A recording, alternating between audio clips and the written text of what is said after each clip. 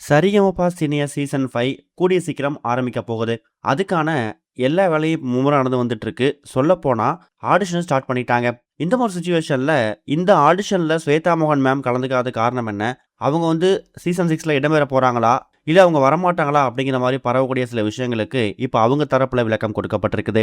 Sa Re Ga Ma Pa seniors, little champions இந்த 2 ஷோவுமே 5 season கடந்து இப்ப சரிகமபா சீனியர்ஸ் சீசன் 6க்கான வேலையை ஆரம்பிக்க போறாங்க.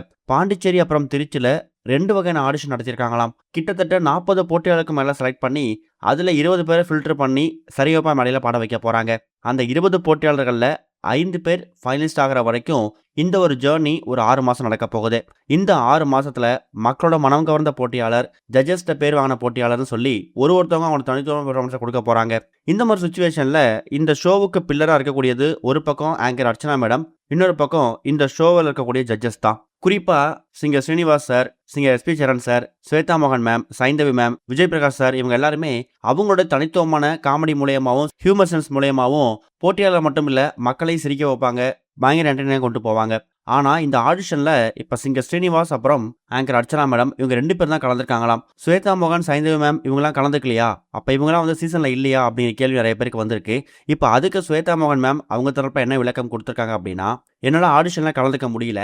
எனக்கு வெளிநாட்டுல வெளியூர்ல ஒரு சில கான்சர்ட் நான் கமிட் ஆகிட்டேன். அதனால அந்த ஒரு ப்ரோக்ராமை என்னால் ரீஷெடியூல் பண்ண முடியல. இன்னொரு பக்கம் ஆடிஷனுக்கும் டைம் இல்லை, சீக்கிரம் முடிச்சாகணும். அதனால ஸ்ரீனிவாஸ் சார் வச்சு நான் ஆடிஷன் முடிக்க சொல்லிட்டேன்.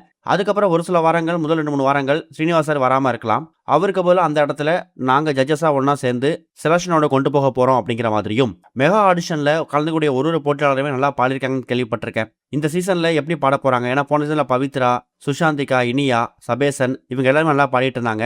அவங்களுக்கு டஃப் கொடுக்க மாதிரி போட்டியில் வருவாங்களா, இல்லை அவங்களோட தாண்டி இருக்காங்களா அப்படி எதிர்பார்ப்பு ஏற்பட்டிருக்கு அப்படிங்கிற மாதிரியும் ஸ்வேதா மோகன் அவங்க தரப்பு விளக்கம் கொடுத்துருக்காங்க. இது ஒரு பக்கம் இருக்க 11 நாட்களில் இதய முரளி திரைப்படம் எவ்வளோ வசூல் செஞ்சிருக்கு அப்படிங்கிறது இப்போ தகவலாக கிடைச்சிருக்கு. காதல் கதைக்களத்தை உருவாக்கிற திரைப்படங்களுக்கு எப்போவுமே ஒரு தனி ஃபேன் பேஸ் இருக்கும். அதுலேயும் நான் மனசுக்கு நெருக்கமான நடிகர் முரளி நடித்த இதயம் திரைப்படத்தோட தலைப்பிலேயே அவருடைய மகன் நடிச்சக்கூடிய இதய முரளி திரைப்படம் எந்த அளவுக்கு வரவேற்பு வாயிருக்கும் அப்படிங்கிறத நம்ம சொல்லவே தேவையில்லை. ரசிகரோட அமோக வரவேற்போட வெளியான திரைப்படம் தான் இதய முரளி. கடந்த ஜூலை 10ஆம் தேதி இந்த திரைப்படம் ரிலீஸ் ஆகிருக்கு. இந்த படத்துக்கு இப்போ வரைக்கும் கலவையான விமர்சனம் வந்திருந்தாலும் வசூலில் நல்ல பாக்ஸ் ஆஃபீஸ் கிடைச்சிருக்குதா. 11 நாட்கள் ரிலீஸ் ஆகிய நிலையில இந்த திரைப்படம் இது வரைக்கும் உலக அளவில் 28 கோடி வசூல் செஞ்சிருக்குது அப்படிங்கிற மாதிரியும், இது இந்த திரைப்படத்துக்கு ஒரு மிகப்பெரிய நல்ல ஓப்பனிங். இன்னும் ஒரு 2-3 வார காலம் ஓடிச்சுன்னா கண்டிப்பாக ஒரு 50 கோடி ரூபாய் எட்டும் அப்படிங்கிற மாதிரி தகவலாக கிடைச்சிருக்குது. இதை பற்றி நீங்கள் என்ன நினைக்கிறீங்க அப்படிங்கிற கருத்துக்களை கமெண்ட்ல மென்ஷன் பண்ணுங்க. இது வரைக்கும் கனெக்டிங் டிவிக்கு சப்ஸ்கிரைப் பண்ணனா மறக்காம சப்ஸ்கிரைப் பண்ணிக்கங்க.